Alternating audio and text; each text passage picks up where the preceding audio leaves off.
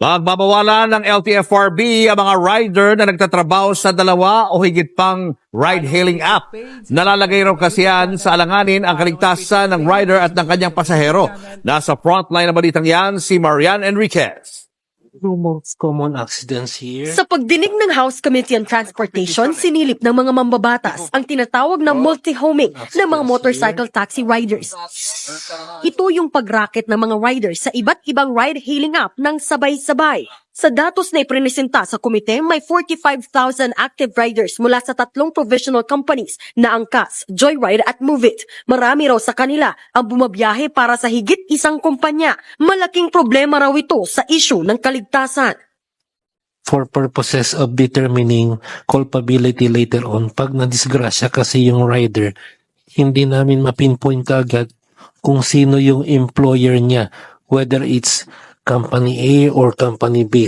What guarantee do you have that your riders do not also participate sa the other two groups? We do What not have, guarantee do you have? Mr. Chair, we do not have guarantee. Yes. Kasi nangyayari talaga eh. And I do not know why you do not know it. Sa ngayon, buwanang nangihingi ng listahan ng mga rider ang LTFRB. So we compare it every month to see to it that no employee from Angkas is employed in Moveit or Joyride or vice versa.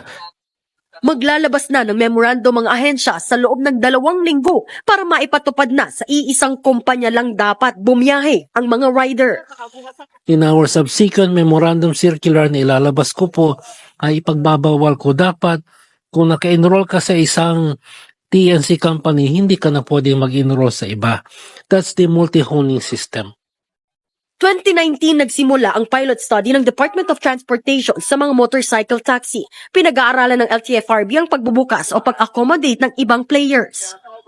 However, we will set a timeline bago namin to matapos. So, mag-extend pa ho to sa iba-ibang urban area sa Pilipinas, and then there will be more players to be taken in.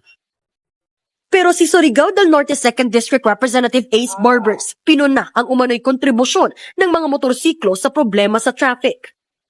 Kaya siguro ang terrible ang traffic sa atin sa Metro Manila. So did we ever have an impact study on this, Mr. Chair? We regret to inform the good congressman that it was never a part of the study. Hindi ho namin naisama yung impact study. We apologize for that. 3 years in the making yung study, pilot. Kaya natin ginawa ito. What was the intention really of allowing a motorcycle transport system in the country? Is because we wanted yung traffic situation natin to improve. That's one. Nangako naman ang LTFRB na paiigtingin pa ang kanilang pag-aaral na ginagawa na rin sa iba pang mga parte ng bansa. Nagbabalita mula sa Frontline, Marian Enriquez, News 5. Follow my Facebook page and subscribe to my YouTube channel. Follow my Facebook page and subscribe to my YouTube channel.